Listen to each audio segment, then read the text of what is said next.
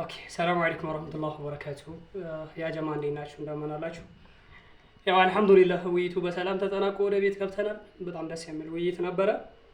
በተለይ በአካል እንደዚህ አይነት ነገራቶች መለመዳቸው እንደዚሁ ደግሞ በጣም ደስ የሚል ጊዜ ነበረ ያሳለፍነው። እንግዲህ አላህ ለሁሉም ሂዳያ እንዲሰጠው ዱዓ አድርጉ። በያላችሁበት አላህ ጠበቃቸው። ትንሽ ያው የወንድም ሳላን መጽሐፍ ሲሰጣቸው አንዳንድ ጥያቄ የፈጠረባቸው ሰዎች የሙስሊም አቃቢያን ትክክለኛ መጽሐፍት የምትለው ስጣን እናንበብ ምናምን ሲሉኝ መጽሐፍ አለማግኘቴ ትንሽ ቢጸጽተኝም በጣም ደስ የሚል ውይይት ነበረ።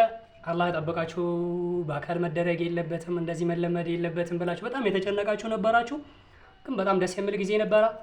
አብሽሩ፣ ይለመዳል ብዬ አስባለሁ። ይሄ ነገር እንደዚህ እንደ ሀገር ምናምንም ወደፊት ትልቅ ደረጃ እንደሚደርስ ተስፋ አለኝ።